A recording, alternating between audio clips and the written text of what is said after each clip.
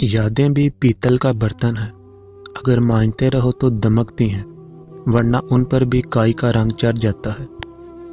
ہم رو بھی دیتے ہیں، ہم ٹوٹ بھی جاتے ہیں، پر اللہ ہمیشہ ہمیں جوڑ دیتا ہے۔ بانو کہتی تھیں کہ عورت کی محبت سے نہیں، نفرت سے ڈرو۔ جب وہ ہاتھ سے آم کاٹ دے تو دی ہوئی دعائیں بھی واپس چھین لیتی ہے، اور یہ واقعی سچ ہے۔ میں نے کئی عورتوں کو پتھر ہوتے دیکھا ہے، جب ان کا ضبط ٹوٹتا ہے تو پھر ان کے سامنے کٹ کے مر بھی جائیں تو پلکیں اٹھا کر دیکھتی تک نہیں۔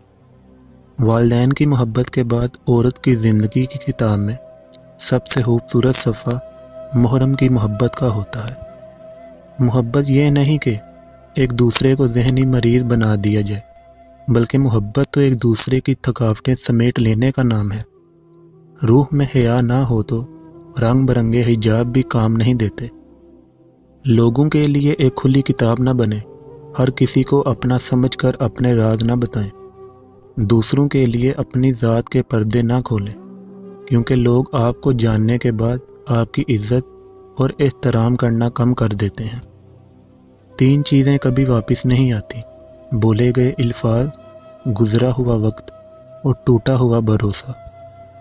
دانش بری عورت وہ ہوتی ہے جو گردش کے راستوں چلتی ہے اور اپنے دکھڑے کسی کو نہیں سناتی، نہ ہی کسی کے سامنے روتی ہے۔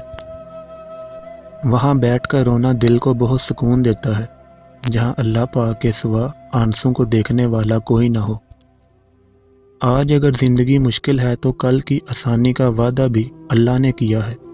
اللہ سے مانگو، خوب مانگو، اللہ تمہیں امید سے بھر کر دے گا۔ ہو سکتا ہے جو تم مانگ رہے ہو وہ پہلے ہی سے تمہاری قسمت میں لکھا گیا ہو، اور یہ دعا صبر اور انتظار تمہیں بہترین وقت پر دینے کے لیے کروایا جا رہا ہو۔ جسمانی رشتے مختصر زندگی تک محدود ہوتے ہیں، آخرت میں ہم ان کے ساتھ ہوں گے جن سے ہمیں روحانی محبت ہوگی۔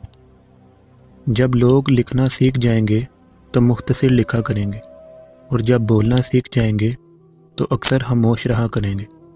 وہ حقیقی امن اور بلوغت کا زمانہ ہوگا۔ ہم کسی کے دل میں جھانک نہیں سکتے اور نہ ہی جان سکتے ہیں کہ کون ہمارے ساتھ کتنا مخلص ہے، لیکن وقت اور رویے جلد ہی احساس دلا دیتے ہیں۔ سب سے کم ظرف انسان تو وہ ہوتا ہے جب تم سے اس کا دل بھر جائے تو وہ تمہاری ہی خوبیوں کی نفی اور تمہارے راز فاش کرے، اور تمہارے اچھے برتاؤ کا انکار کر بیٹھے، اور جو بات تم میں نہیں وہ لوگوں سے کہتا پھرے۔ زندگی کے حسین لمحات واپس نہیں آتے، لیکن اچھے لوگوں سے تعلقات اور ان سے وابستہ اچھی یادیں دلوں میں زندہ رہتی ہیں۔ کاش ہم زندگی کو بھی فارورڈ کر کے دیکھ سکتے، پتہ چلتا کہ کون سا رشتہ عمر بھر کے لیے اور کون سا پل بھر کے لیے۔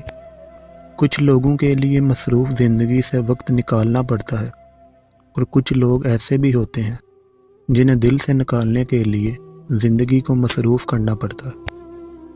کسی دوسرے کی خوشیاں صرف اس وجہ سے خراب نہ کرو کیونکہ تم اپنی نہیں پا سکے۔